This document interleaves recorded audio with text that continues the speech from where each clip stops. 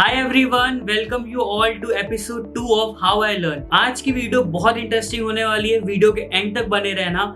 आज हम वीडियो में बात करने वाले हैं एक ऐसे एंटरप्रेन्योर और एक ऐसे पर्सनैलिटी की जो कि नॉलेज से भरे हुए हैं। इस समय मार्केट में बहुत अच्छा काम कर रहे हैं, बहुत कम एज के होके इतना ज्यादा एक्सपीरियंस के साथ वो हमारे साथ अपनी नॉलेज शेयर करने वाले हैं। सो आज जो हमारे गेस्ट आने वाले हैं उनका नाम है mister Vishal Kalhana and Vishal Kalhana is a founder of torque बस। टॉर्क बस एक ऐसी मोटिवेटिंग एंड ऐसी यंग कंपनी है जो कि अपने कस्टमर्स को कार सर्विसिंग की फैसिलिटीज को प्रोवाइड कर रही है। बहुत अच्छा काम कर रही है। इस समय राइट नाउ 5 सिटीज में वर्क कर रही है, बहुत अच्छे से काम कर रही है। सो वीडियो में जाते हैं, सारी चीजों को अंडरस्टैंड करते हैं, विशाल कैसे वो अपनी चीजों को सीखे, कैसे इस स्टेज तक वो आ चुके हैं, सारा कुछ वीडियो में चलते हैं एंड सीखते हैं एंड चलते हैं उनसे बात करते हैं। So good morning everyone. Hi Vishal sir, कैसे हो आप? Welcome you to how I learn. कैसे हो आप? I am good Vaibhav, I am good and thank you so much for inviting me to the podcast. आप बताओ, आप कैसे हो? मैं बहुत बढ़िया हूँ सर। सो स्टार्ट करते हैं। मेरी ऑडियंस बहुत ज़्यादा मोटिवेटिंग है और बहुत ज़्यादा इंटरेस्टिंग है, बहुत ज़्यादा अभी आपका इंतज़ार भी किया उन्होंने। सो स्टार्ट करते हैं, ठीक है? सो अपने बारे में बताइए विशाल सर कि आपने क्या किया है एंड क्या है टॉर्क बस। बहुत लोग जानना चाहते हैं कि टॉर्क बस क्या है, आप कौन हो। सो अपने बारे में बताइए सर। ओके, सो मेरी जर्नी स्टार्ट हुई थी from Singrauli, which is a city in MP-UP border. वहाँ से मैंने स्कूलिंग की है। After that I came to Bhopal to pursue my engineering degree. और जब मैं इंजीनियरिंग डिग्री परस्यू कर रहा था, आई थिंक इन माई 3rd और 4th ईयर, मैंने ऑब्जर्व किया कि मेरे जितने फ्रेंड्स हैं, मेरे कलीग्स हैं, उन्होंने प्रिपरेशन स्टार्ट कर दी थी to get a job, right? क्योंकि हमारा एक माइंडसेट आई थिंक पीपल का कि जैसे डिग्री कंप्लीट हो रही है, you should have a job, right, to get a secure, you know, to secure your future. तो जब मेरे फ्रेंड्स परस्यू कर रहे थे इंजीनियरिंग डिग्री के साथ कोचिंग्स वगैरह, तो उस समय मैं ये ऑब्जर्व कर रहा था, ये खोजने की कोशिश कर रहा था कि why to, you know, why the job is the only option, right? Actually I am a kind of person who can not, you know, do anything until I get a why factor out of it. Okay, तो मैं वो चीज figure out करने की कोशिश कर रहा था एंड फिर कुछ चीजें मैंने ऑब्जर्व की, कुछ चीजों को रिसर्च किया एंड आई थॉट कि जॉब तो ठीक है, जॉब करने के लिए तो बहुत टाइम है, बट थोड़ा सा रिस्क लेते हैं और अपना कुछ वेंचर स्टार्ट करते हैं। So I think in my 4th year मैंने स्टार्ट किया था my rental business, but unfortunately मैं उसको ज्यादा रन नहीं कर पाया because we all know about the pandemic कोविड-19। सो जब मैंने लॉन्च किया था, घर से बड़ी मुश्किल से घर को कन्विंस किया और स्टार्ट की चीजें, फंडिंग्स वगैरह उठा ली थी, मींस बूट्स रहता, मैं घर से फंडिंग उठा ली थी। तो परस्यू ज्यादा नहीं कर पाया कोविड-19 की वजह से। उसके बाद मुझे ड्रॉप आउट करना पड़ा अपना प्लान को और घर चले गए वापस।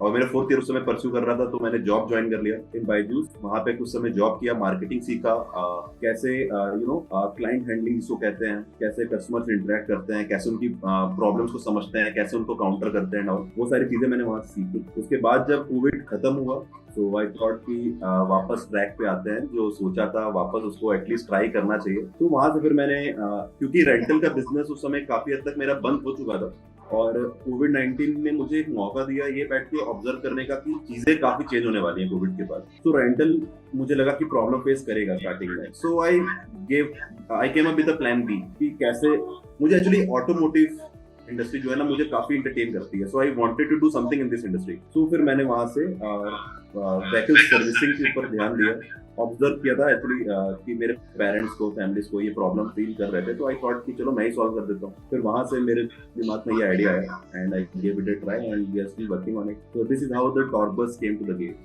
ओके।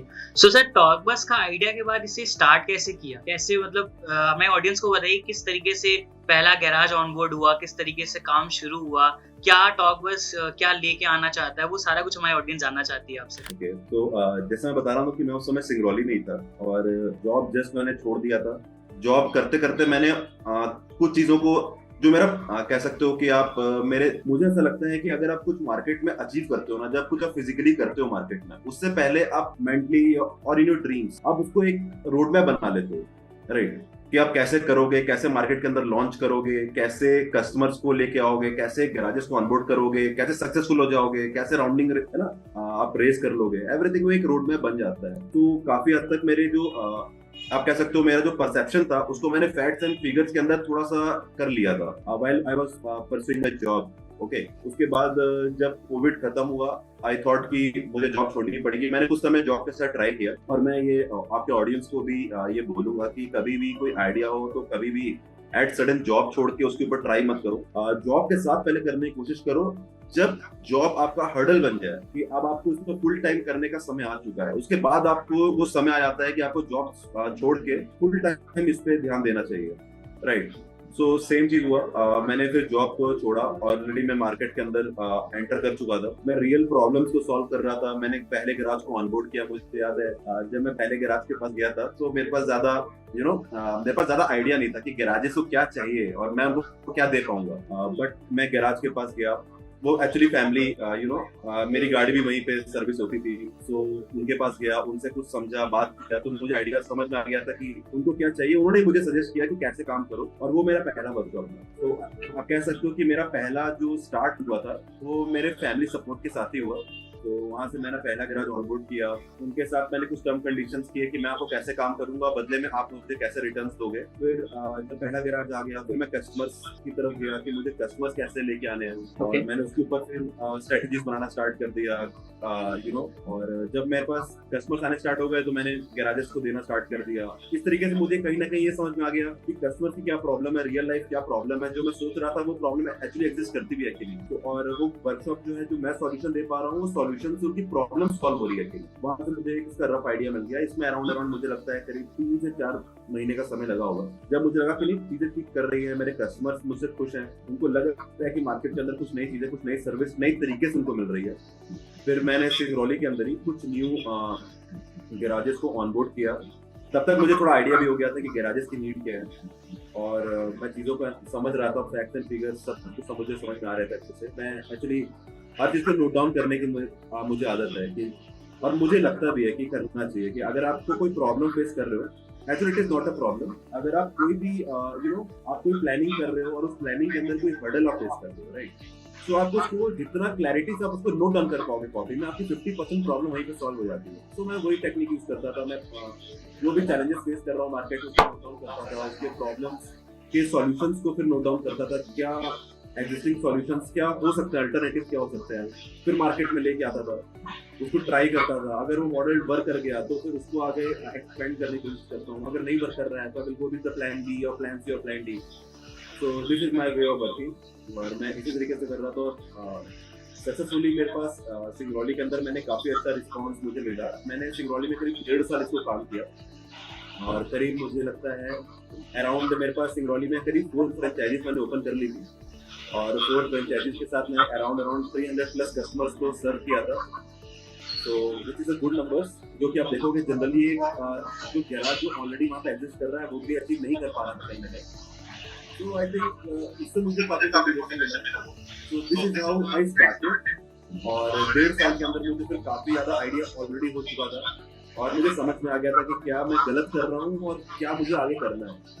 तो मुझे थोड़ा सा अपने आइडिया को मोल्ड करना पड़ा, और उसके बाद फिर मैं भोपाल आया एक्सपेरिमेंट करने के लिए। फिर भोपाल के अंदर डिफरेंट स्ट्रेटजीज के साथ अपने पास्ट एक्सपीरियंस को थोड़ा सा और रिफाइन करते हुए भोपाल के अंदर मैंने स्टार्ट किया।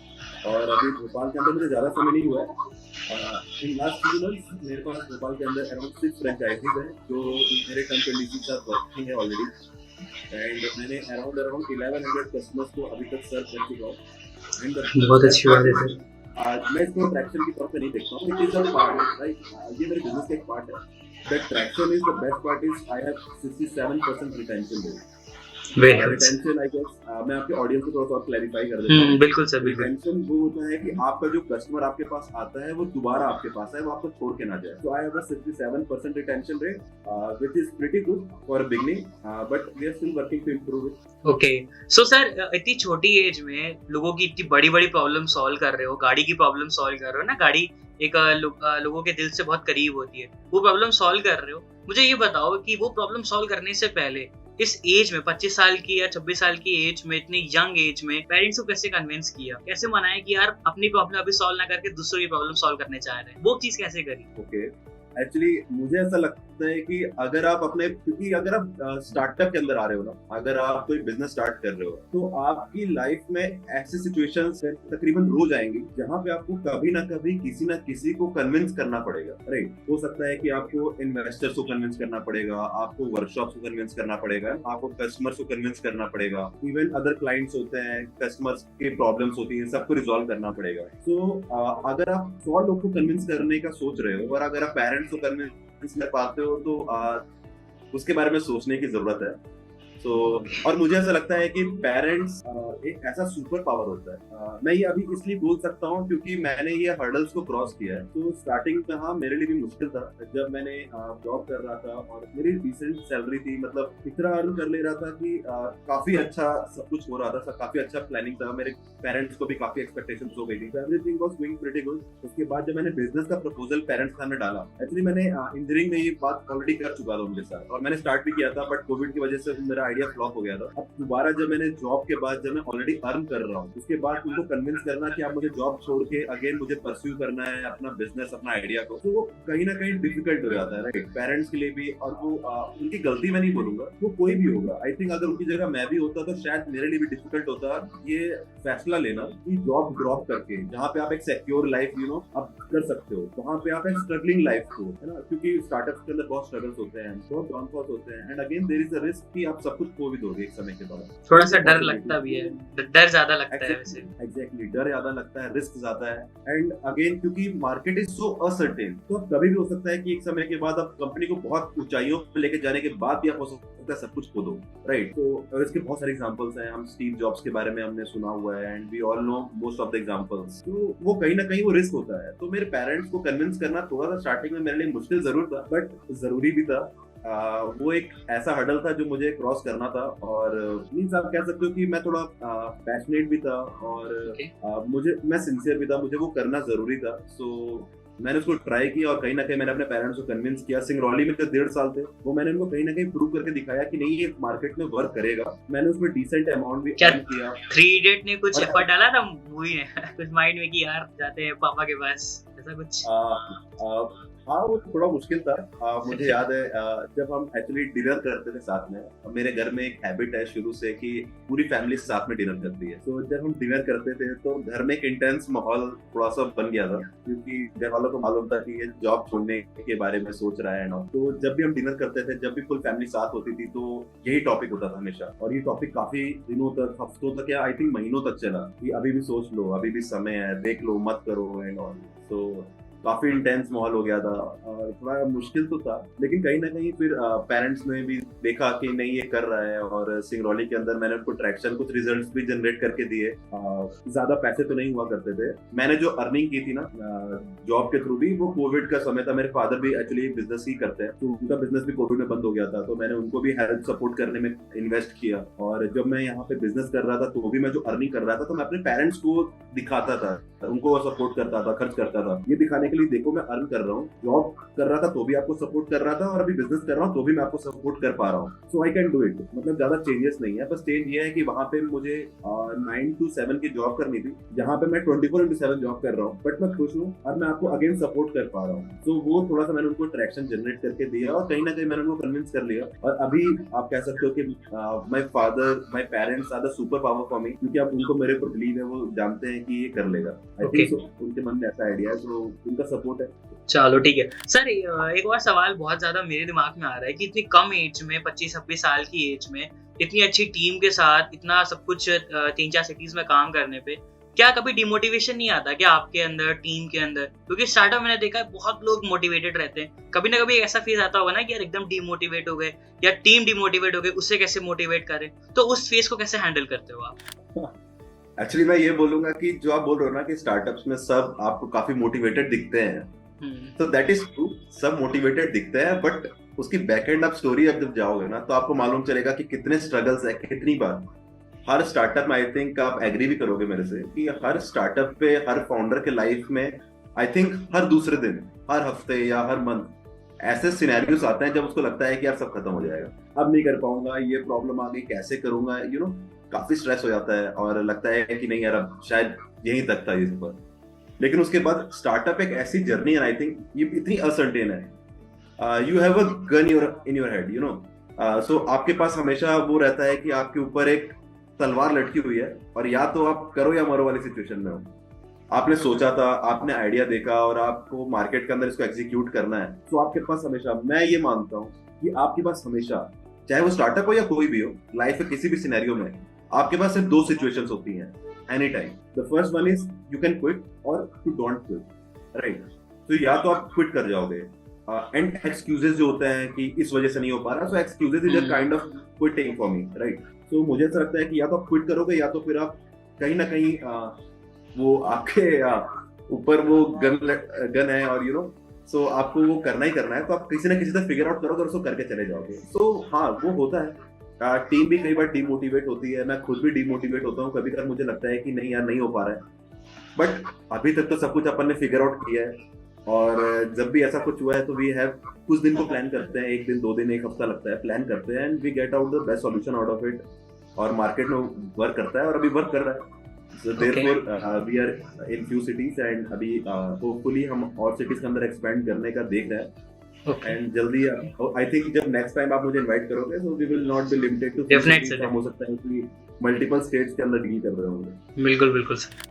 सो सर, जैसे कि अभी हमारी ऑडियंस को भी और हमारी ऑडियंस के बाहर भी जो लोगों ने लगता है कि यार फाउंडर्स अलग होते हैं, मतलब फाउंडर्स क्या खाते पीते वो सब अलग है, तो क्या ये मिथ है कि ऐसा सच में होता है कि यार अपन फाउंडर बन गए हैं तो अच्छे से रहेंगे, ढंग से रहेंगे, अच्छी बातें 24 घंटे अच्छी बातें करेंगे? क्या ऐसा कुछ सिनेरियो है कि आप लोग फाउंडर्स भी चिल करते हो और फाउंडर भी मस्ती करते हो साथ में मिलके? पहले तो मैं बता दूं, जो आपको लगता है ना कि फाउंडर्स की लाइफ बहुत चिलिंग होती है, तो ये बिल्कुल मिथ है। ऐसा बिल्कुल नहीं होता है। एक सर्टेन स्टेज के बाद आप कह सकते हो कि जबकि आपकी कंपनी की वैल्यूएशन 10,000 करोड़ है, यू नो 5,000 करोड़ की वैल्यूएशन आ गई है, तो उस सिनेरियो का तो मैं नहीं बोल सकता हूँ। बट जितना मैंने अभी तक देखा है, मैं कुछ नेटवर्किंग है मेरे अंदर, यू नो फाउंडर्स हैं जिनकी वैल्यूएशन डिसेंट वैल्यूएशन है। उन्होंने सिक्वोया कैपिटल से फंड भी रेज किया हुआ है। सिक्वोया कैपिटल आई होप सो कि आपकी ऑडियंस आई थिंक जानती हो, आप आई एम श्योर आप जानते हो, तो उन्होंने रेस भी किया हुआ है। बट वो जो मैं बोलूंगा ना कि चिलिंग लाइफ है, तो कहीं ना कहीं स्ट्रगल्स तो सबकी लाइफ में ही होते हैं। तो कई बार ऐसे सिनेरियोस आते हैं, मैं आपको बताऊं स्टार्टअप्स के अंदर, कि अगर मैं कोई मुझे बाहर से देखेगा ना तो उसको लगेगा कि यार मैं बहुत अच्छा रेवेन्यू जनरेट कर रहा हूँ, और कर भी रहे हैं। बट बैकएंड में अगर आप देखोगे तो कई बार ऐसा भी हो जाता है कि हमारे पास लिमिटेड बजट बचा है कि इस मंथ के अंदर हमारे पास सिर्फ इतना ही अमाउंट है। अब या तो मैं ये अमाउंट अपने स्टार्टअप के अंदर डाल दूं, या तो ये अमाउंट यू नो कि मैं कहीं से अपने ऊपर इन्वेस्ट कर दूं, कि मैं कुछ ऑर्डर करके खा लिया, कभी यू नो फ्रेंड्स के साथ चले गए, घूमने चले गए, टूर पे चले गए। तो वो एक सिनेरियो होती है। एंड अगेन अगर आप स्टार्टअप कर रहे हो तो आपको कहीं ना कहीं कॉम्प्रोमाइज करना पड़ेगा। आपको कहीं ना कहीं यू नो स्टार्टअप का मतलब ही यही है कि आपको सेक्रीफाइस करना पड़ेगा। सो सेक्रीफाइस करना जरूरी है। तो बाहर से देखने में चीजें जितनी अच्छी लगती हैं, पीछे आप आओगे तो आपको मालूम चलेगा कि उतनी ही मुश्किल है। आपके लाइफ में रोज ऐसे सिनेरियोस आते हैं जहाँ पे आपको सोचना पड़ता है कि अब इसको क्या करूं, फिगर आउट करना होगा, और उसके लिए आपको फुल फोकस चाहिए। आपको फोकस के साथ उसको फिगर आउट करना पड़ेगा, आपको कॉम्प्रोमाइज करने पड़ेंगे। और इसके साथ जब करोगे तो जब मार्केट में जब वो चीजें वर्क कर जाती है ना, तो आपको लगता है कि हाँ यार, ये कॉम्प्रोमाइज जो मैंने किया था, ये जो सेक्रीफाइस मैंने किया, उसका आउटपुट मुझे दिख रहा है। और वो आउटपुट जो है ना, वो अपने आप में एक बहुत बड़ा मोटिवेशन है। आई थिंक वही मोटिवेशन है जो मुझे भी पावर देता है, मुझे एनर्जी देता है keep pursuing this, you know. And मेरी टीम को भी मोटिवेशन देता है। बट हाँ, डाउनफॉल सबकी लाइफ में होते हैं। So just we have to figure out कि कैसे हमको कम बैक करना है। So that's the whole game of life. और ये सिर्फ स्टार्टअप में नहीं है, आई थिंक ये हर जगह ये होता है।